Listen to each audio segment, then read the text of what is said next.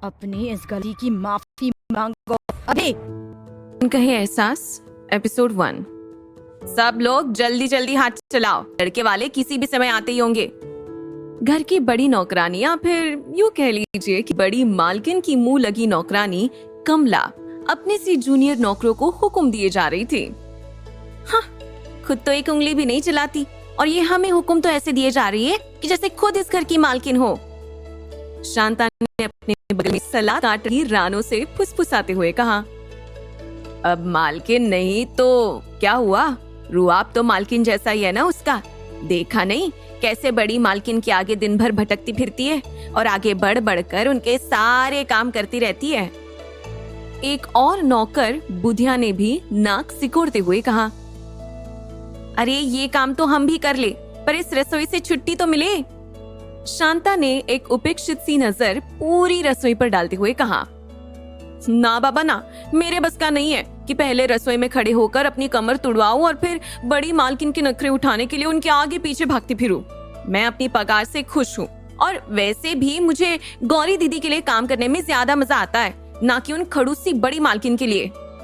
रानो ने तेजी से अपने हाथ चलाते हुए कहा, रानो तुम ये सलाद और चटनी का काम छोड़ो, ये बुधिया कर लेगा। तुम जाओ और जल्दी से देखो जाकर कि गौरी तैयार हुई भी या नहीं।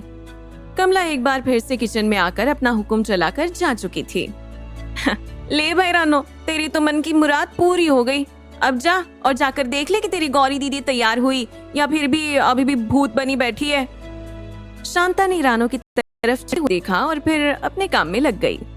रानो अपने हाथ धोकर जल्दी से सीढ़ियां चढ़ते हुए उस बड़े से घर के सबसे सुंदर से कमरे की तरफ भागी चली जा रही थी, जो उसकी गौरी दीदी का कमरा था। ये क्या दीदी, तुम अभी तक तैयार नहीं हुई? रानो ने गौरी को सादे से सलवार सूट में देखकर अपना सर पीट लिया था।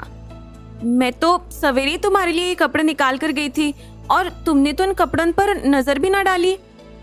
गौरी दीदी, कछु कह रहे हैं तुमसे, तुम सुन रही हो या फिर मेरी डांट पड़वाने का इंतजाम करवा रही हो बड़ी मालकिन से? रानो ने इतना कहकर गौरी को अपनी तरफ मोड़ लिया था। गौरी जो अब तक खिड़की के एक किनारे को अपने हाथों से पकड़े हुए थी, अचानक से रानो ने उसे अपनी तरफ मोड़ने पर वो अपनी आंखों की नमी को रानो से छुपा नहीं पाई थी। हाय हाय गौरी दीदी, ये तुम्हारी आंखन में आंसू, वो आज के दिन।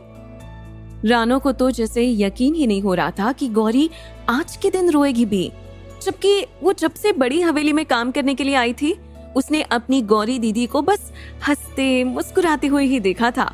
और बड़ी मालकिन जब भी उनकी शादी की बात करती तो अपने सुंदर सलोने मुखड़े को अपने दोनों हाथों से छिपाकर वहां से शर्माते हुए भाग जाती थी। पर फिर आज गौरी दीदी की आंखों में आंसुओं का मतलब वो समझ नहीं पा रही थी। हमें ये ब्याह नहीं करना है रानो। गौरी ने बड़ी मालकिन यानी कि गौरी की दादी के भेजे गए कपड़ों को उपेक्षा से एक तरफ बिस्तर पर फेंकते हुए कहा, पर क्यों दीदी? रानो के छोटे से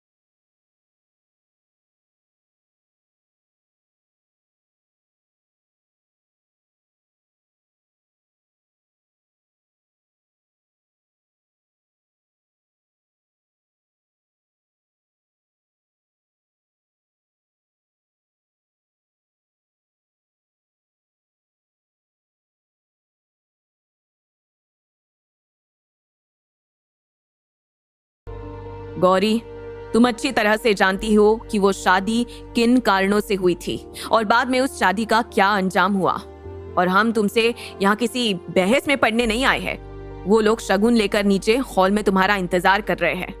हम उम्मीद करते हैं कि अगले 10 मिनट में तुम रानो और कमला के साथ नीचे शगुन लेने आ जाओगी।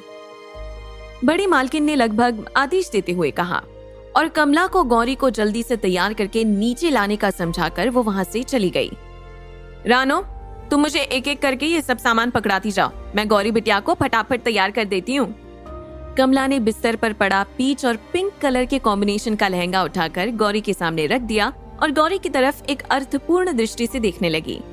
गौरी ने मजबूरी में वो कपड़े लिए और बाथरूम की तरफ चली गई। थोड़ी देर में जब वो बाहर निकली तो कमला ने एक प्रशंसा भरी नजर उस पर डालते हुए कहा, गौरी बिटिया, तुम तो बस इन कपड़ों में इतनी सुंदर लग रही हो। जब हम तुम्हें अपने हाथों से तैयार करके नीचे ले जाएंगे तो कुंवर हमें देखते ही बावरे हो जाएंगे। पर कमला की ये बातें गौरी के कानों में जहर घोल रही थी। उसे कोई फर्क नहीं पड़ रहा था और वो बेजान सी होकर ड्रेसिंग टेबल के सामने खड़ी हो गई थी। कमला ने उसे उस हवेली के तामझाम के हिसाब से साज सवार दिया और उसे अपने साथ नीचे ले गई। गौरी तो जैसे बस मशीन हो गई थी जिसका रिमोट फिलहाल कमला के हाथों में था और वो उसके बताए हिसाब से एक एक कदम नाप नाप कर आगे बढ़ रही थी। हे महादेव, ये गौरी दीदी कि तुम कैसी परीक्षा ले रहे हो? अब सब कुछ तुम्हारे हाथों में है, बोले बस कुछ भी अनर्थ मत होने देना। रानो पीछे से गौरी के लिए उसके आराध्य महादेव से प्रार्थना करते हुए उसके पीछे पीछे नीचे चलते हुए बुदबुदा रही थी। इधर कुछ चुनिंदा लोग आए हुए थे जो आज गौरी को चुनरी उड़ाने की और रोके की रस्म करने के लिए शगुन का नारियल देने आए थे। बड़ी मालकिन ने इशारे से कमला से गौरी को उन लोगों के बीच में बैठाने को कहा। गुलाबी रंग के घाघरे में गौरी का केसर जैसा रंग और निखर कर सामने आ रहा था। अपनी चांद जैसे चेहरे को उसने पीले रंग की नेट के दुपट्टे से होठों तक छुपा कर रखा था और वो कुछ संकोचवश और कुछ अपनी अनिच्छा के चलते नजरें नीचे किए हुए एकदम बुत बनी बैठी हुई थी। कुंवर नहीं आए? किसी ने पीछे से ही खुसर फुसर करते हुए आपस में पूछा था। पर इस सवाल ने जहां गौरी के अशांत मन में एकाएक कुछ हलचलें पैदा करती थी, वही हवेली के लोगों में भी ये सुगबुगाहट फैल गई थी कि कुंवर साहब भी इस शादी के लिए कोई खास इच्छुक नहीं है। पर बड़ी मालकिन और कुंवर साहब के घर वालों पर जैसे इस सुगबुगाहट का कोई असर ही नहीं हुआ था। अलबत्ता बड़ी मालकिन ने इशारों इशारों में ही इस तरह की बातें बनाने वालों को वहां से तितर बितर करवा दिया था। वो गौरी के बेचैन मन की अधीरता समझ रही थी और उन्हें डर था कि कहीं वो कुंवर साहब की मनस्थिति जानकर खुद अपने मुंह से इस रिश्ते को मना न कर दे। कुंवर साहब की बड़ी बहन दमयंती ने एक सुर्ख लाल रंग की खूबसूरत सी ओढ़नी जिसमें सोने के तारों से बहुत ही बारीक मगर कमाल की कारीगरी हो रही थी, बहुत प्यार से गौरी के सर पर डाल दी और उसके माथे को चूमते हुए कहा, भाभी, आज से आप सिसोदिया वंश की आन बान और शान हो गई है। इस चुनरी को हमेशा हमारे खानदान की इज्जत समझकर इसका सम्मान करना।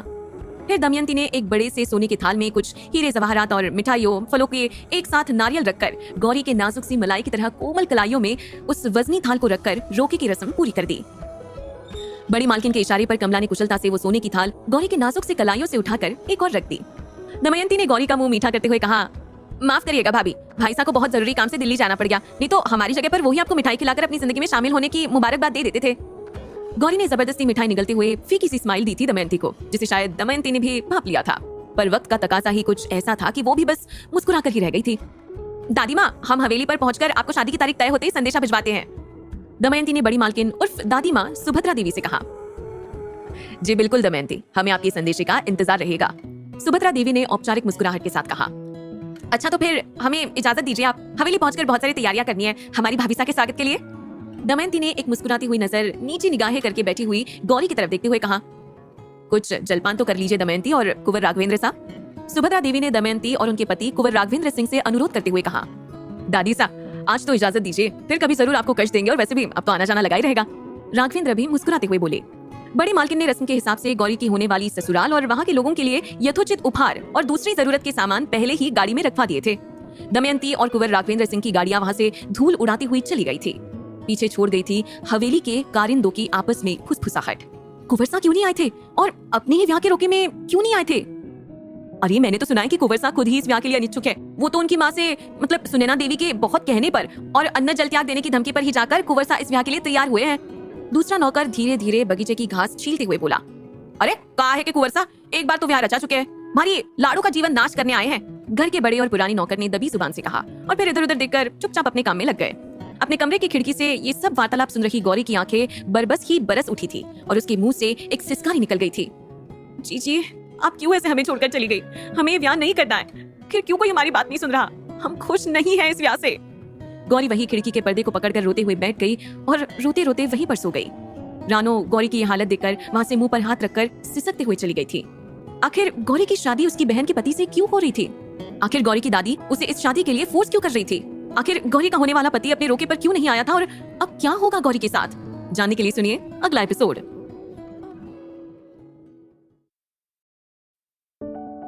एपिसोड 2। इधर दिल्ली फरीदाबाद हाईवे पर सिसोदिया फार्म हाउस में लगातार बज रहे फोन को बहुत देर तक इग्नोर करने के बाद आखिर उठा ही लिया गया। हेलो, कहाँ हैं आप? और ये कौन सी बात होती है कि आप अपनी ब्याह की रोकी की रस्म से गायब थे? सब लोग वहाँ पर आपको कितना मिस कर रहे थे और वहाँ के और हमारे साथ आए नौकरों को मौका मिल गया आपके और सिसोदिया खानदान के बारे में उलझुल बकने का। फोन के इस तरफ दमयंती कभी गुस्से में तो कभी चिंतित स्वर में अपने भाई से बात कर रही थी। जी, मैंने आपको पहले भी मना किया था कि मुझे ये सब कुछ नहीं करना है, ये सब ठीक नहीं है, पर आपको और माँ साहिब को अपनी जिद के आगे कुछ समझ में नहीं आता, तो फिर मेरे पास और कोई रास्ता नहीं है। फोन के दूसरी तरफ सिसोदिया खानदान के एकमात्र चश्मो चिराग कुल दीपक शिवराज सिसोदिया बोल रहे थे, जिन्हें सब लोग प्यार से शिवू बुलाते हैं और अपनी प्रजा में वो कुंवर सा के नाम से जाने जाते हैं। पर कब तक शिवू, आखिर कब तक आप सच्चाई से यूं भागते रहेंगे? दमयंती कुंवर सा को समझाने की कोशिश कर रही थी। सच्चाई से मैं नहीं, आप सब भाग रहे हैं जीजी। मेरा कहा मानिए, अब भी देर नहीं हुई है, जाइए और जाकर बड़ी मालकिन को इस रिश्ते के लिए, इस रोके के लिए मना कर दीजिए। शिव अब भी अपनी बात पर अड़े हुए थे। लेकिन शिवू, दमयंती के कुछ और कहने से पहले फोन माँ साहिब सुनैना जी ने ले लिया और रुष्ट स्वर में बोली, कुंवर सा, अगले 15 दिन में आपकी बारात निमंत्रण पत्र सभी रिश्तेदारों में और मित्र परिचितों में बंट जाएंगे। 1 महीने के अंदर आपकी शादी होनी है, तो हम उम्मीद करते हैं कि आप 2-4 दिन में अपना ऑफिस का जरूरी काम निपटा कर वापस सिसोदिया निवास आ जाए। हमें आपके लिए बहुत सारी तैयारियां भी करनी है। उम्मीद है कि हमें आपको दोबारा ये सब याद नहीं दिलाना पड़ेगा। जी माँ साहिब, मैं समझ गया। शिव ने, जो अब तक बागी बना हुआ था, अब एक आज्ञाकारी बच्चे की तरह हाँ करते हुए फोन रख दिया और अपने चेहरे को अपने हाथों से ढककर सोफे पर निढाल होकर बैठ गया। हुकुम, यो चाय कहाँ रख दूं? उस फार्म हाउस का केयरटेकर हरिराम शिव के सामने खड़ा हुआ था। यही रख दीजिए काका, और चाय में चीनी बिल्कुल भी मत डालिए। शिव ने अब भी अपने चेहरे को अपने हाथों से ढक रखा था। पर हुकुम, चामाते घड़ी अदरक, इलायची और काली मिर्च कूट कर डाली से माने, बिना चीनी के ते चा घड़ी कड़वी लागेगी थानू। हरिराम अब भी शिव के सामने वही जमीन पर बिछे आलिशान से कारपेट पर दोनों हाथों को जोड़े हुए बैठा था। क्या फर्क पड़ता है काका, जब जिंदगी ही बेस्वाद है तो फिर चाय कड़वी लगे या मीठी लगे कोई शिकायत नहीं है। शिव ने कहा। हुकुम, थानू एक बात बोलूं? हरिराम ने शिव के लिए चाय का कप तैयार करते हुए कहा। काका, आपको जो भी कहना है बेझिझक होकर कहिए। शिव ने अपने चेहरे को अपने हाथों की कैद से आजाद करते हुए कहा। कब तक बीती बातों का बोझ लेकर आप खुद को कष्ट देते रहेंगे? जो हुआ वो नियति थी, उस पर आपका या फिर और किसी का कोई बस नहीं था, तो फिर क्यों खुद को और माँ साहिब को उन तमाम खुशियों से आपने दूर करके रखा हुआ है जिन्हें पाने का हक है आपको, माँ साहिब को और पूरे सिसोदिया खानदान को? हरिराम ने हिचकते हुए अपने मन की बात कह दी और शिव की तरफ एक प्याला चाय का बढ़ा दिया था। आंखें बंद कर लेने से अंधेरा खत्म नहीं हो जाता है काका, और मेरी जिंदगी में सिर्फ गुमनाम अंधेरे ही है, और मुझे कोई हक नहीं है कि मैं उन अंधेरों में किसी मासूम को भी खींच लाऊं। शिव ने गौरी का ध्यान करते हुए कहा और बेबसी से अपनी आंखें मूंद ली। हरिराम वहां से जाने को हुए ही थे कि शिव की आवाज ने उन्हें रोक लिया। काका, अगर वो मेरी जिंदगी में होती तो वो मुझे 2 साल पहले नहीं मिल जाती, जब मेरे माथे पर ये कलंक नहीं लगा था। अरे बेटा, होनी को कौन टाल सके से, वो तो होके ही रह वैसे, हरिराम ने अपने अनुभव से कहा। शिव कुछ कह पाता इससे पहले उसका फोन एक बार फिर से रिंग करने लगा और स्क्रीन पर फ्लैश हो रहे नंबर को देखकर वो अपनी जगह से उठा और हरिराम से बोला, मुझे जाना होगा काका। पर हुकुम, थारी चाय? हरिराम ने कहा। फिर कभी काका, तब तक शायद मेरी जिंदगी से ये तूफान चला गया हो। शिव ने एक फीकी सी स्माइल हरिराम की तरफ पास की और अपनी लेदर जैकेट कंधे पर डालकर वहां से बाहर की ओर निकल गया। शिव ने गाड़ी को फार्म हाउस से सिसोदिया निवास के रास्ते पर मोड़ लिया था। शिव लगातार बज रहे अपने फोन को नजरअंदाज करते हुए गाड़ी चला रहा था। उसे कुछ समझ में नहीं आ रहा था कि वो फोन रिसीव कर भी ले तो क्या बोलेगा। आखिर काफी देर से बज रहा फोन एक मैसेज की बीप के साथ चुप हो गया। उसने गाड़ी को रोड साइड खड़ा किया और ना चाहते हुए भी फोन का मैसेज बॉक्स ओपन कर दिया। उसका अंदाजा सही निकला था। इतनी सारी फोन कॉल्स और अब ये मैसेज उसकी माँ सुनैना के ही थे। वही मैसेज में लिखा था, शिव, जाने अनजाने हमने आपके साथ जो भी नाइंसाफी की थी, क्या आप हमें एक मौका नहीं दे सकते जिससे हम आपके सूने और निरस जीवन में प्यार और विश्वास का रंग उड़ेल दे? आपकी दुनिया को फिर से बसता हुआ देखकर हम सुकून से मर तो सकेंगे। कि नाराजगी हमसे है तो हम पर ही उड़े लिए इसे, लेकिन इन सब में उस बेचारी बच्ची का दिल क्यों दुखा रहे हैं आप? जल्दी घर आ जाइए, आपका सिसोदिया निवास और आपकी खुशियां आपका पलक पावड़े बिछाए इंतजार कर रही है। शिव मासा का मैसेज पढ़कर निढाल सा गाड़ी की सीट पर टेक लगाए आंखों को बंद करके बैठ गया। आपने कितनी आसानी से कह दिया मासा, पर काश कि सच में ये सब हमारे लिए भी इतना ही आसान होता, तो फिर क्या ही बात होती। हम उस मासूम के दिल का ख्याल रखकर ही तो ये शादी नहीं करना चाहते हैं, पर आप और दमयंती जीजी है कि कुछ सुनना ही नहीं चाहती है और समझना तो बिल्कुल भी नहीं। तभी बाहर से गाड़ी की विंडो पर खटखट की आवाज हुई। शिव चौंक कर विंडो से बाहर देखने की कोशिश कर रहा था, पर लगातार हो रही मूसलाधार बारिश और रात होने की वजह से उसे कुछ साफ नजर नहीं आ रहा था। उसने हल्का सा विंडो ओपन किया। सामने रेनकोट पहने हुए पुलिस की पेट्रोलिंग टीम थी। इतनी देर से मूसलाधार बारिश में डिप्पर मारती हुई रोड किनारे खड़ी गाड़ी को देखकर उधर से गुजर रही पुलिस की पेट्रोलिंग टीम को डाउट हुआ था, पर शिवराज सिंह सिसोदिया को देखते ही उस सब इंस्पेक्टर ने मुस्कुराते हुए कहा कि अरे शिव सर, आप इस तरह से? हाँ जी, बस वो घर से फोन आ रहा था तो सोचा गाड़ी साइड में खड़ी करके बात कर लूं, बस। शिव ने उस एसआई के सामने अपने फोन की स्क्रीन को दिखाते हुए कहा, जिसमें मासा के नाम से 5 मिस्ड कॉल्स पड़ी हुई थी। फोन की स्क्रीन को देखकर वो एसआई मुस्कुराते हुए ये कहकर चला गया कि बारिश भी तेज हो रही है और रात भी काफी हो रही है। आप अब घर ही चली जाइए, यहाँ रुकना मौसम के लिहाज से ठीक नहीं है। जी जी बस जा ही रहे हैं, शिव ने एक बार फिर से मुस्कुराते हुए जवाब दिया और विंडो बंद करके स्टीयरिंग पर हाथ धरे सोचने लगा कि काश असल जिंदगी में भी इतनी आसानी से हंसकर किसी अनहोनी को, किसी बिगड़ती बात को बिगड़ने से टाला जा सकता। उसने गाड़ी स्टार्ट की और रेडियो ऑन करके गाड़ी को सिसोदिया निवास की तरफ बढ़ा दिया। इधर रानो गौरी के कमरे में आते हुए बोली, दीदी, गौरी दीदी, उठिए, सुबह हो गई है। रानो गौरी के कमरे में आकर खिड़की पर पड़े पर्दे एक और करते हुए गौरी को उठाने की कोशिश कर रही थी। उठिए और जल्दी से अपनी मनपसंद चाय पी लीजिए, बड़ी मालकिन नीचे आपका इंतजार कर रही है। रानो गौरी के लिए अदरक और इलायची वाली चाय बनाकर एक कप में उड़ेल रही थी। बहुत आवाज देने के बाद भी जब गौरी की तरफ से कुछ हरकत नहीं हुई तो रानो को कुछ अजीब सा लगा और वो उठकर गौरी की तरफ गई। उसका माथा छूते ही वो झुक कर बोली, हाय मेरी मैया, गौरी दीदी को तो बहुत तेज बुखार है। दादी माँ, दादी माँ। रानो कमरे से ही तेज आवाज में चिल्लाते हुए बाहर भागी। रानो के दादी माँ को ये बताते ही कि गौरी दीदी को बहुत तेज बुखार चढ़ा है, शायद बेहोश हो गई है, सुभद्रा जी ने फौरन फोन करके अपने फैमिली डॉक्टर को घर बुला लिया था। डॉक्टर की लिखी हुई दवा खाकर और एक इंजेक्शन लगने के बाद आखिरकार दोपहर के बाद बुखार कुछ कम हुआ और गौरी ने अपनी आंखें खोल दी। तो आखिरकार आप अब हमारी बातें नहीं मानने के लिए खुद को तकलीफ पहुंचाएंगी? सुभद्रा जी के चेहरे पर गौरी के लिए थोड़ा सा गुस्सा और थोड़ा सा दुख बराबर बराबर छलक रहे थे। सॉरी दादी साहब, हम आपको दुख नहीं देना चाहते हैं और इस तरह से तो बिल्कुल भी नहीं। गौरी की आंखों में फिर से आंसू झिलमिलाने लगे थे। गौरी, हमारी बच्ची, हमें समझने की कोशिश कीजिए, हम आपके दुश्मन नहीं है, हमें आपके बेहतर भविष्य की चिंता है और इसलिए हमने आपके लिए शिवराज को चुना है। सुभद्रा जी गौरी के चेहरे की ओर देखते हुए बोली। इस बार गौरी चुप रही, कुछ नहीं बोली। हम जानते हैं कि जया से उनका विवाह सिर्फ दुनिया को दिखाने भर के लिए हुआ था, ना ही उन्होंने कभी जया को अपनी जीवन संगिनी स्वीकारा था और ना ही कभी जया ने उन्हें अपने पति के रूप में स्वीकार करने की कोशिश की थी। सुभद्रा जी गौरी को समझाने की हर संभव कोशिश कर रही थी। दादी साहब, हमारे लिए ये सब बातें अब बेमानी हो चुकी है।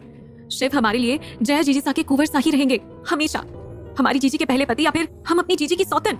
यही रिश्ता बार बार हमारे मन में गूंज रहा है। हम आपकी बात का मान रखने के लिए खुद की जिंदगी का त्याग भी हंसते हंसते कर सकते हैं। फिर यहाँ तो सिर्फ हमें एक ब्याह ही करना है। हम तैयार है इस ब्याह के लिए, हम तैयार है दादी साहब, पर इससे ज्यादा आप हमसे और कुछ भी उम्मीद मत रखिएगा। हम आपकी किसी भी उम्मीद को पूरा नहीं कर पाएंगे। गौरी सुभद्रा जी की ओर से मुंह फेरकर लेट गई। सुभद्रा जी थके कदमों से गौरी के कमरे से बाहर आ गई और कमरे के दरवाजे पर हाथ जोड़े खड़ी रानो को देखते हुए सुभद्रा जी के आंसू बह चले थे। आप भी हमें आपकी गौरी दीदी का गुनहगार समझती होंगी ना रानो? सुभद्रा जी के चेहरे पर चिंता और विषाद की गहरी रेखाएं खींच आई थी। बड़ी मालकिन, मैं तो बहुत छोटी हूँ ये सब दुनियादारी समझने के लिए, उम्र से भी और हैसियत से भी। बस इतना ही समझ सकती हूँ कि जब से होश संभाला है, गौरी दीदी के साथ साथ खुद को भी आपकी छत्रछाया में पलते बढ़ते देखा है। इतना तो अच्छी तरह से जानती हूँ कि आप गौरी दीदी के लिए कभी भी कुछ भी गलत नहीं सोचेंगी। पर बड़ी मालकिन, मुझसे गौरी दीदी के आंसू देखे नहीं जाते। रानो के चेहरे पर भी गौरी का दर्द साफ दिखाई दे रहा था। अभी हम आपको कुछ भी नहीं समझा सकते हैं रानो, बस इतना कह सकते हैं कि अपनी गौरी दीदी का ख्याल रखिएगा, उनकी दवा और खाने का विशेष ध्यान रखिएगा। बहुत लापरवाह है वो खुद के लिए। सुभद्रा जी रानो के कंधे पर हाथ रखकर एक नजर गौरी के कमरे में झांकती है और गौरी को आंखें बंद करके लेटा हुआ देखकर वो धीमे कदमों से अपने कमरे की तरफ चली जाती है। आखिर क्या हुआ था शिव के अतीत में जिससे वो इतना निराश था? आखिर शिव की पत्नी जया के साथ क्या हुआ था? आखिर गौरी और शिव की शादी बिना उसकी मर्जी के खिलाफ क्यों करवाई जा रही थी? क्या वो दोनों परिवार के खातिर इस शादी को करेंगे? जानने के लिए सुनिए अगला एपिसोड। एपिसोड 3। इधर सिसोदिया निवास में भी दोपहर के खाने पर गौरी के बीमार होने की खबर चर्चा का विषय बना हुआ था। दमयंती और सुनैना ने बारी बारी से सुभद्रा जी से गौरी के बारे में जानकारी ली थी। हालांकि दमयंती का मन था कि एक बार शिव भी गौरी से बात करके उसके हालचाल ले लेता, पर शिव तो खाना अधूरा छोड़कर ही वहां से चला गया था और ये बात सुनैना जी के लिए नाकाबिले बर्दाश्त थी। हम देखते हैं कि अगर शिव यही कहीं आसपास हो तो वो भी जरा दो बोल गौरी से बोल ले, गौरी को भी अच्छा लगेगा। सुनैना जी अपनी जगह से उठकर बाहर गार्डन की तरफ निकल आई थी। सामने ही शिव दिखाई पड़ भी गया था उन्हें, पर इससे पहले कि वो शिव को कुछ कह पाती, शिव ने अपने लैपटॉप की स्क्रीन में उनकी परछाई देख ली और वो बिना उनकी तरफ मुड़े हुए सीधे उठकर वहां से चला गया। उफ, आप भी ना शिव, बिल्कुल बच्चों की तरह हरकतें करते हैं कभी कभी। बेचारी बच्ची से अगर आप दो बोल भी लेते तो कौन सी आपकी तौहीन हो जाती, पर नहीं, आपने तो वही करना है जो आपने अपने मन में सोच रखा है। लेकिन आप एक बात भूल रहे हैं शिवराज, कि अगर आप हमारे बेटे हैं तो हम भी आपकी मासा है। हम भी देखते हैं कि आप कब तक इस रिश्ते से और अपनी होने वाली पत्नी से दूर भागेंगे। नैना जी शिव को वहां से जाते हुए देखकर मन ही मन सोचते हुए बोली। इसी कश्मकश में 2-3 दिन और निकल गए थे। गौरी और शिव अलग अलग रहने के बावजूद भी एक दूसरे को एक ही बात पर मनाने की कोशिश कर रहे थे और वो कोशिश थी एक दूसरे के साथ अपनी आने वाली पूरी जिंदगी बिताने की। पर जितना ही वो दोनों एक दूसरे के बारे में सोचते हुए अपनी उलझनों को सुलझाने की कोशिश करते, उन्हें उनकी जिंदगी और भी उलझती हुई नजर आने लगी थी। फिर एक शाम चौहान हाउस, जिसका नाम नील कमल था, वहाँ महंगे सजावटी सामानों से सजे हुए लिविंग रूम में रखा हुआ लैंडलाइन फोन बज ही जा रहा था, पर उसके आसपास कोई उसे उठाने वाला नहीं था। ओफो, जा घर में अगर कमला ना हो तो जा घर को कोई काम टाइम से हो ही ना सकता है गो। रसोई घर से दौड़ती भागती कमला अपने हाथों को अपने आंचल से पोंछती हुई लिविंग रूम में बज रहे फोन की तरफ चली गई। हेलो, कमला बोलू से, कौन से और किससे बात करनी से? झांसी के छोटे से गांव की कमला ना तो झांसी की बुंदेलखंडी भूल पाई थी और ना ही दिल्ली में रहकर चौहान की मारवाड़ी सीख पाई थी। अक्सर उसके बोलने के अंदाज में दोनों कल्चर्स का मिला जुला पुट दिखाई दिया जाता था। खम्मा घड़ी कमला भाई साहब, हम सुनैना बोल रहे हैं, हमें सुभद्रा मासा से बात करनी है। सुनैना जी का डाउन टू अर्थ नेचर उन्हें सिसोदियाज में बिल्कुल अलग बनाता था। हाय हाय मालकिन, आप मुझ जैसी छोटी नौकरानी से इतने कायदे से बात करोगी तो फिर कहूं मैं खुद को मैं सच में बड़ी मालकिन की छोटी बहन ना समझ लूं। कमला अपनी बकबक में ये भूल गई थी कि सुनैना बड़ी बेसब्री से सुभद्रा माँ से बात करने का इंतजार कर रही थी। अच्छा ठीक है, अब आप हमारी बात मासा से तो करवा दीजिए।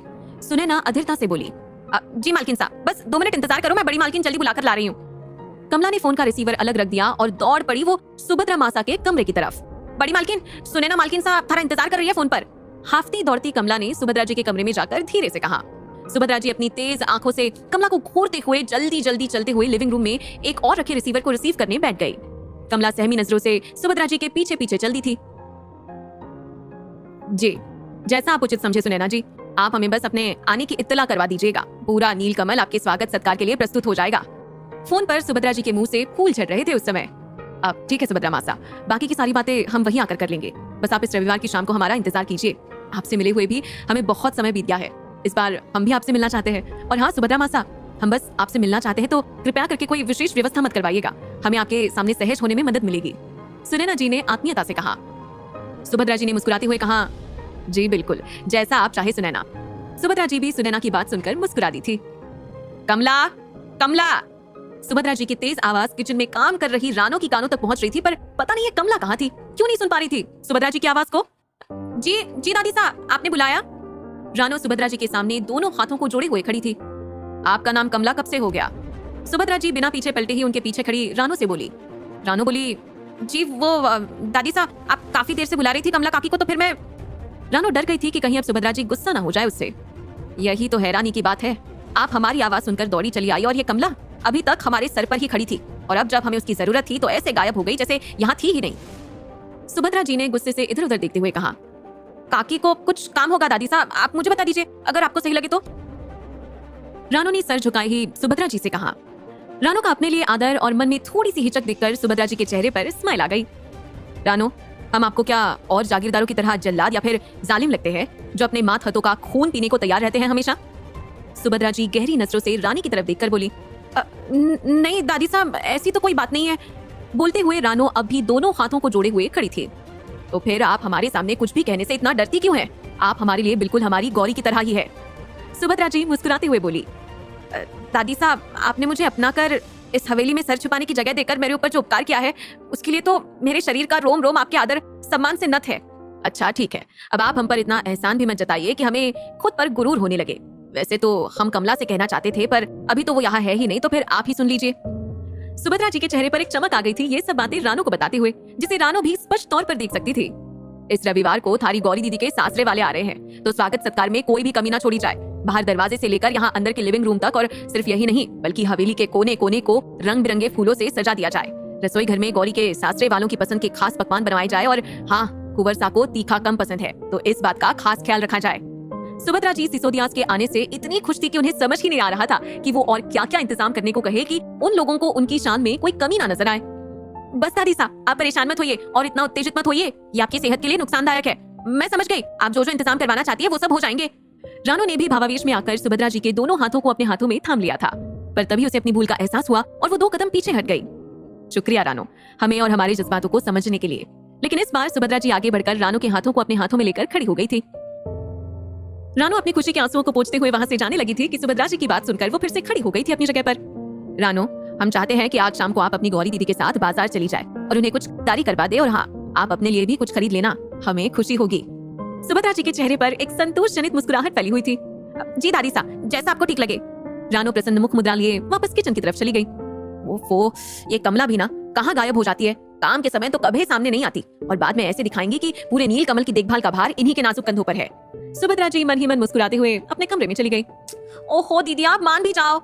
रानो गौरी के कमरे में उसे अपने साथ बाजार चलने के लिए मना रही थी, तो गौरी ने कहा, रानो आप समझती क्यों नहीं, हमें नहीं जाना है कहीं भी, और हमारे पास पहले से इतनी सारी ड्रेसेस है, हम और हम वही नहीं पहन पाते तो नहीं खरीद कर क्या करेंगे? तो आपके पास है ना ये नई नई ड्रेसेस, मेरे पास तो वही गिनती का इक्का दुक्का कपड़ा है। रानो ने जानबूझकर मुंह बनाते हुए कहा और उदासी का झूठा चोला ओढ़कर बैठ गई। ओफो रानो, आप भी हमेशा इमोशनली ब्लैकमेल करेंगी। Not good. हाँ, हम बता दे रहे हैं आपको।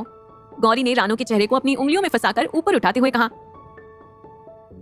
तो फिर मान जाओ ना जीजिया, और ज्यादा नहीं पर 2 तो ड्रेसेस खरीद कर खूब सारी मस्ती करेंगे, और हाँ, वो शिव पानीपुरी वाले के खट्टे मीठे पानीपुरी और सेव पूरी भी खाकर आएंगे। रानो गौरी को खुश करने के चक्कर में कुछ ऐसा कह गई थी कि जिससे एक पल को सच में मुस्कुरा रही गौरी के चेहरे की मुस्कुराहट ही गायब हो गई थी। ओ सारी जीजिया, मेरे कहने का मतलब वो नहीं था, मैं तो बस। रानो को अपनी गलती समझ में आ गई थी। अनजाने में ही गौरी के सामने शिव का जिक्र हो गया था और गौरी अंदर से बेचैन हो गई थी और उसकी ये बेचैनी उसके चेहरे पर झलकने लगी थी। आखिर कौन सा वो दर्द है जो शिव के नाम से गौरी के दिल में उठता है? आखिर क्या होगा जब शिव और गौरी आएंगे आमने सामने? क्या सच में अब वो दोनों इस शादी के लिए होंगे तैयार? जानने के लिए सुनिए अगला एपिसोड। एपिसोड 4। रानो को अपनी गलती समझ में आ गई थी। अनजाने में ही गौरी के सामने शिव का जिक्र हो गया था और गौरी अंदर से बेचैन हो गई थी और उसकी ये बेचैनी उसके चेहरे पर भी झलकने लगी थी। कोई बात नहीं रानो, हम समझ सकते हैं। गौरी ने रानो के गाल को प्यार से छूते हुए कहा और कहा, हमें 2 मिनट दो, हम अभी तैयार होकर आते हैं। और हाँ, अब हमारे लिए इतना भी मत सोचना कि हम तैयार होकर बाहर आ जाएं और तुम स्टैचू बनी यहीं खड़ी रहो। जाओ और जाकर रेडी हो जाओ। गौरी बाथरूम के दरवाजे से आधी बाहर निकलकर हंसते हुए बोली, अरे मैं तो आपसे भी जल्दी तैयार हो जाऊंगी दीदी, बस 2 मिनट दे, अभी ना रहे। रानो जल्दी से अपने कमरे में भाग गई। जीजी सा, ये काम आप जीजा सा के साथ भी मिलकर कर सकती थी ना। हम कितनी इंपॉर्टेंट वीसी छोड़कर आए हैं और आप यहाँ वहाँ हर दुकान की सैर कराई जा रही। बाजार की भीड़ भाड़ वाली तंग गलियों में यहाँ वहाँ दमयंती के साथ भटकते हुए शिव का चेहरा गुस्से से तमतमा रहा था। वो शिव, कपड़ों की खरीदारी कोई एक जगह से करने वाली थोड़ी ना होती है। जब तक अलग अलग दुकानों पर जाकर देखेंगे नहीं, तब तक लेटेस्ट फैशन और कलर का पता कैसे चलेगा हमें? दमयंती अपने भाई की इस बौखलाहट का पूरा मजा ले रही थी। ऑनलाइन शॉपिंग भी कोई चीज होती है ना जीजी, उससे ज्यादा चॉइस तो आपको पूरी मार्केट की सैर करने के बाद भी नहीं मिलेगी। शिव अपने आप को सड़क पर चल रही उस भीड़ के रेले से टकराने से बचाते हुए चलता जा रहा था। भाई साहब, ऑनलाइन शॉपिंग में हमें समझ नहीं आता, दिखाते कुछ और है और हाथ में थमाते कुछ और है। अपनी आंखों से देखकर संतुष्ट होकर खरीदारी करने में ना मजा ही कुछ और है। दमयंती पर अपने छोटे भाई की दलीलों का कोई खास असर पड़ता हुआ दिख नहीं रहा था। प्लीज जीजी, किसी एक दुकान पर तो टिक जाइए, अब हम इससे ज्यादा और चक्कर नहीं लगा सकते इस कंजस्टेड मार्केट की। शिव अपने आसपास की भीड़ और चिल्लपों को देखकर सुनकर परेशान हुआ जा रहा था। अच्छा ठीक है, इस वाली शॉप पर कुछ ढंग का कलेक्शन दिख रहा है, चलो यहीं पर चलते हैं।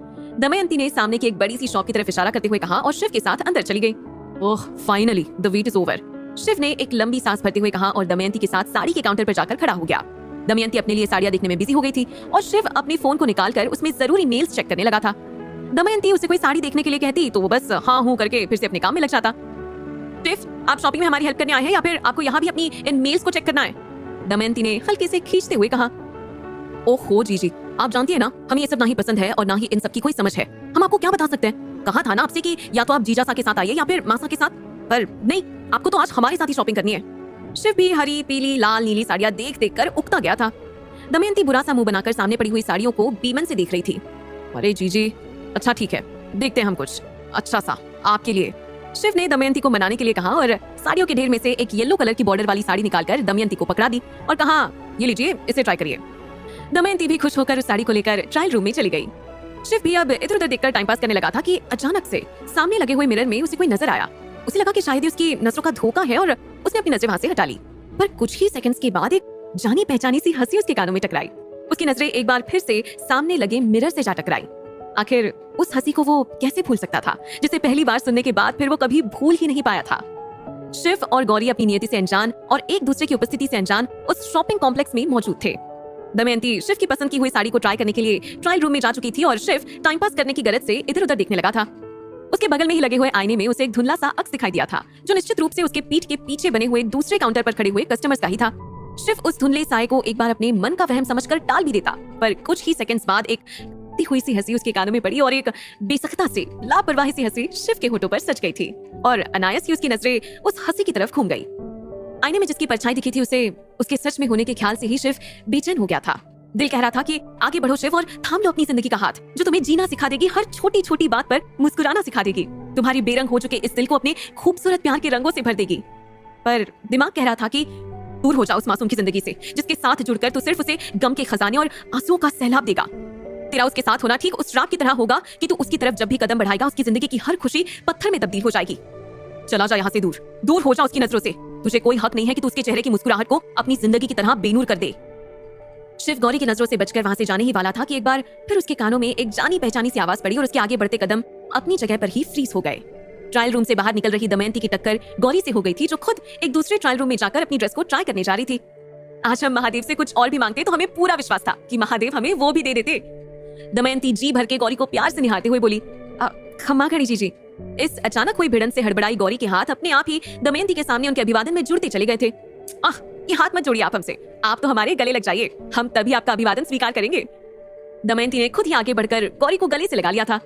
दमयंती का ये प्यार सम्मान गौरी पहले भी कई बार महसूस कर चुकी थी, जब वो अपनी जया जीजी सा से मिलने सिसोदिया निवास जाती थी या फिर नील कपल में ही कोई फंक्शन होता था तब दमयंती उससे उसकी भाभी साहिब की छोटी बहन के हिसाब से मिलती थी। और आज तो वो एक बार फिर से खुद ही दमयंती की भाभी साहिब बनने जा रही थी। उसे बहुत अटपटा लग रहा था और शायद इसीलिए जितनी गर्माहट से दमयंती ने उसे अपने गले लगाया था, गौरी की तरफ से सिर्फ औपचारिकता भर पूरी की गई थी और इस बात को दमयंती भली प्रकार से समझ भी रही थी। दमयंती गौरी से अलग हुई और मुस्कुराते हुए उसकी तरफ देखते हुए बोली, आप यहाँ अकेली आई है भाभी साहिब? दमयंती भी गौरी को फिलहाल भाभी कहने में हिचक रही थी। नहीं जीजी साहब, रानो आई है हमारे साथ। गौरी को अपनी बेरुखी पर थोड़ा सा गुस्सा आ रहा था। आखिर जो कुछ भी उसके दिल की हालत हो रही थी, उसकी जिंदगी में जो कुछ भी उतार चढ़ाव हो रहे थे, उन सब में दमयंती जीजी सा की तो कोई गलती नहीं थी। क्या होगा जब शिव और गौरी आएंगे आमने सामने? आखिर क्यों दोनों इस शादी से खुश नहीं थे? आखिर सुभद्रा जी गौरी को लेकर इतनी परेशान क्यों थी? जानने के लिए सुनिए अगला एपिसोड। एपिसोड 5। खम्मा घड़ी जीजी सा। रानो ने अपनी जगह पर ही खड़े खड़े दमयंती को अपना अभिवादन कर दिया था। घड़ी खम्मा रानो। दमयंती ने उसी तरह से मुस्कुराकर उसके अभिवादन का जवाब दिया था। तो क्या क्या खरीदारी की आपने? दमयंती गौरी को खामोश खड़ा देखकर खुद अपनी तरफ से ही बातें करने लगी थी। आप दोनों के बीच में बोलने के लिए माफी जीजी सा, पर ये हमारी गौरी जीजी कहाँ कुछ खरीद रही है? मैं इन्हें कब से कुछ ना कुछ देखकर ट्राई करने के लिए कह रही हूँ, पर इन्हें कुछ पसंद ही नहीं आ रहा। रानो ने एक काउंटर पर पड़े कपड़ों के ढेर की तरफ इशारा करते हुए कहा। ओह, तो ये बात है। रानो की बात सुनकर दमयंती अब तक कुछ सोच चुकी थी और उसकी नजरें अब अपने आसपास किसी खास को ढूंढने लगी थी। जल्द ही दमयंती को वो नजर आ गया जिसे वो ढूंढ रही थी। शिव गौरी से होने वाली संभावित मुलाकात को टालने के लिए मेंस सेक्शन के काउंटर पर खड़ा हुआ खुद को अपने लिए कुछ खरीदने में मशरूफ दिखा रहा था। आपको पता है गौरी, अभी थोड़ी देर पहले हम बहुत कंफ्यूज थे, कितना कुछ देख डाला पर समझ में नहीं आ रहा था कि क्या लिए। फिर देखिए जब हमें पसंद आई तो आई भी क्या, पूरे काउंटर पर ऐसी यूनिक साड़ी हमने कहीं नहीं देखी, या फिर हमारी उलझी हुई नजरें इस साड़ी तक पहुंच ही नहीं पाई थी। इतना कहते हुए दमयंती ने अपने हाथ में थामी हुई वो वही पीली बॉर्डर वाली साड़ी गौरी के सामने कर दी। है ना खूबसूरत? दमयंती गौरी की तरफ देख रही थी। हाँ जी साहब, बहुत ही खूबसूरत है, एकदम यूनिक डिजाइन है, सिंपल और सोबर सी। गौरी को भी वो साड़ी पहली ही नजर में भाग गई थी। अरे वाह जीजी साहब, ये वाला टेस्ट तो गौरी दीदी का भी है, उन्हें भी सिंपल और स्वीट लुक बहुत सुहाता है, फिर चाहे वो कपड़ों का हो या फिर किसी इंसान का। रानो के ऐसा कहने पर गौरी उसे घूरते हुए देखने लगी और उसकी बात समझकर दमयंती के चेहरे पर स्माइल आ गई। आप जानती है गौरी, हम ये साड़ी किसने पसंद करवाई है? दमयंती गौरी के चेहरे की तरफ गौर से देखते हुए बोली। गौरी को नहीं पता था कि वो जिसके ख्याल को अपने दिल से दिमाग से निकालने के लिए ये सब जतन कर रही थी, वो उसके ख्वाबों ख्यालों पर काबिज होने के लिए उसके सामने ही आने वाला था। गौरी अबूझ होकर दमयंती की तरफ देख रही थी और दमयंती ने थोड़ा रहस्यमय ढंग से मुस्कुराते हुए शिव को फोन लगा दिया। अब इतनी बड़ी शॉप पर लेडीज सेक्शन से जेंट्स सेक्शन में आवाज लगाना अच्छा तो नहीं लगता ना, और वो भी हमारे डिसेंट से शिव के लिए तो बिल्कुल भी नहीं। जी साहब, हो गई आपकी शॉपिंग? आप एक काम करिए, शॉपर्स वही काउंटर पर छोड़ दीजिए, मैं उन्हें बाद में कलेक्ट कर लूंगा। आप यहाँ पार्किंग एरिया में आ जाइए, मैं आपको यही मिलूंगा। शिव गौरी का सामना करने से बचने के लिए दमयंती को बिना मौका दिए हुए ही अपनी पूरी बात कह गया। ओफो, आप हमारी बात सुनिए, हमें आपकी मदद चाहिए तो आप जल्दी से लेडीज सेक्शन में आ जाइए। दमयंती ने हंसते हुए कहा। फिर से? हमारा मतलब है कि आपको तो हमने आपकी पसंद की साड़ी दिलवा दी थी ना, अब फिर से लेडीज सेक्शन में आने की क्या जरूरत है जीजी साहब? शिव परेशान हो उठा था दमयंती की बात सुनकर। वो जान रहा था कि उसकी बड़ी जीजी उसे लेडीज सेक्शन में क्यों बुला रही है। हाँ शिवू, फिर से आ जाइए यहाँ, वो हमें कुछ और भी पसंद करवाना है आपसे, बेहद खास। जल्दी से बस आ जाइए, हम इंतजार कर रहे हैं आपका। दमयंती ने इतना कहा और बिना शिव की कोई बात सुने फोन डिस्कनेक्ट कर दिया। वो जानती थी कि अगर वो शिव की बात सुनती तो शिव जरूर कोई ना कोई बहाना बताकर उन्हें मना कर देता वहां आने के लिए, इसीलिए उन्होंने अपनी बात शॉर्ट में समझाई और जल्दी से फोन रख दिया। ओफो महादेव, आप हमारे सामने हर बार ऐसी विषम स्थिति क्यों लाकर खड़ी कर देते हैं कि हम निर्णय ही नहीं कर पाते कि हमें क्या करना चाहिए। दमयंती जीजी की बात काटना गलत था, लेकिन उससे भी ज्यादा गलत उसे गौरी के सामने जाना लग रहा था। काफी देर की उहापोह के बाद आखिर उसके कदम उस ओर बढ़ ही गए जहां पर गौरी के साथ खड़ी हुई दमयंती उसे अब तक 7-8 बार छोटे छोटे मिस्ड कॉल्स करके ये याद दिला रही थी कि वो अभी भी उसके इंतजार में यहाँ खड़ी हुई है। शिव के बढ़ते कदम गौरी के दिल में अजीब सी हलचल पैदा कर रहे थे। वो वही खड़े खड़े बेचैनी से इधर उधर देखते हुए पहलू बदलने की कोशिश कर रही थी। गौरी दीदी आराम से, मैं यही हूँ आपके साथ, कुछ ना होगा। रानो गौरी की बेचैनी समझ रही थी, सो उसने धीरे से गौरी के हाथ पर अपना हाथ रखकर उसे आंखों ही आंखों में आश्वस्त कर दिया था कि वो उसके साथ है। शिव तो खुद ही अपनी खस्ता हो रही हालत को संभालते हुए आ रहा था। हमें माफ कर दीजिए गौरी, ऐसे तो आप दोनों ही एक दूसरे को इग्नोर करते रहेंगे। कल को आप दोनों विवाह के पवित्र बंधन में भी बन जाएंगे, पर एक दूसरे के साथ ये हिचक, ये असहजता आपकी तब भी खत्म नहीं होगी। और शिव, वो तो जिस अपराध बोध में पिछले 2 सालों से चल रहा है, इस तरह से तो उसका अपराध बोध कम होने की जगह और बढ़ जाएगा। आप दोनों जब तक एक दूसरे के साथ समय नहीं बिताएंगे, एक दूसरे को कैसे समझ पाएंगे और अपने मन की गांठों को कैसे खोल पाएंगे? इसीलिए हम ही जानबूझकर आपको एक दूसरे के सामने ले आए हैं। थोड़ी सी ही सही, पर शुरुआत तो होगी। दमयंती चेहरे पर मुस्कुराहट लिए शिव और गौरी के एकांत में मिलने का प्लान तैयार कर चुकी थी और इसके लिए उन्होंने रानो को भी अपने साथ मिला लिया था। शिव गौरी के सामने खड़ा था, पर दोनों की नजरें एक दूसरे पर ना होकर अपने अगल बगल से गुजर रहे दूसरे लोगों पर थी। कहिए जीजी, अब आपको ऐसा क्या खास पसंद करवाना है हमसे कि आपको हमें पार्किंग एरिया से बुलाना पड़ गया? शिव वहां से जल्द हटना चाह रहा था, इसलिए चुपचाप खड़े होने की जगह पर उसने दमयंती से ये बुलाने का रीजन ही पूछ लिया था। शिव, ये सब क्या है? क्या आपको अपने सामने खड़ी हुई आपकी होने वाली अर्धांगिनी नहीं दिखाई दे रही है, जो आप हमसे सीधे सीधे सवाल जवाब पर उतराए हैं? हालचाल लेना तो दूर की बात है, हमें नहीं लगता कि आप उन्हें ठीक से देख भी रहे हैं। शिव को दमयंती को कुछ ना कुछ कहकर रोकना ही था, तो यही सही। माफी जीजी सा, हमें सच में नहीं पता था कि आपके साथ गौरी भी यहाँ है। शिव के मुंह से अपना नाम सुनकर एक पल को गौरी की नजरें शिव के चेहरे पर अटक गई और उसी पल शिव ने भी गौरी को देख ही लिया। थोड़ी देर के लिए शिवरी एक दूसरे को आंखों ही आंखों में तौलते रहे कि जो कुछ भी हो रहा है और आगे जो कुछ भी होने वाला है, उसमें उन दोनों की कितनी मर्जी शामिल है। पर जल्द ही वहाँ से गुजर कर इधर उधर जा रहे भीड़ के रेले ने उन दोनों को ये एहसास करवा दिया था कि वो लोग पब्लिक प्लेस पर खड़े हैं और एक दूसरे को देखने का गुनाहे अजीम कर रहे हैं, क्योंकि उन दोनों की ही बनाई गई अपनी अपनी डिक्शनरी के रूल्स के हिसाब से वो दोनों ही एक दूसरे को देख नहीं सकते थे। आप भी ना शिव बिल्कुल कमाल करते हैं, पहले आ नहीं रहे थे और अब आ गए हैं तो बुत बनकर खड़े हो गए। दमयंती ने शिव को टोक दिया था। शिव ने झेपते हुए गौरी के चेहरे से नजरें हटा ली। देखा भाई साहब, हमें जो खरीदना था वो हमने खरीद लिया है और हमें तो बहुत तेज भूख लग रही है, सो हम और रानो तो जा रहे हैं फूड प्लाजा कुछ पेट पूजा करने के लिए। एक काम करिए शिव, आप ना गौरी को उनकी पसंद की कोई ड्रेस दिलवा दीजिए, फिर आप दोनों भी हम दोनों को आकर ज्वाइन कर लीजिए। गौरी कब से अपने लिए कुछ खास खरीदने के चक्कर में परेशान हो रही है। आपकी पसंद तो वैसे भी बहुत यूनिक है, हम जानते हैं। जिस तरह से 2 मिनट में हमारे लिए आपने इतनी अच्छी साड़ी सिलेक्ट की थी ना, हम चाहते हैं कि आप गौरी के लिए भी कुछ वैसी ही खास पसंद करके उन्हें दे। हमें पूरा विश्वास है कि हमारे साथ साथ उन्हें भी आपकी पसंद बहुत पसंद आएगी। दमयंती ने शिव को कुछ भी कहने सुनने का मौका ना देकर सीधे आदेश दे दिया था।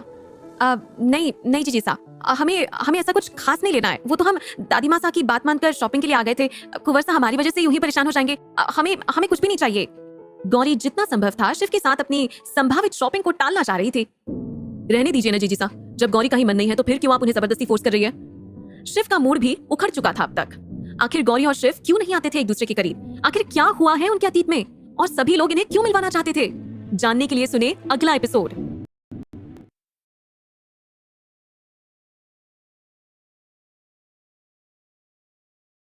तुम्हारी हिम्मत कैसे हुई उस लड़की को यहाँ से भगाने की?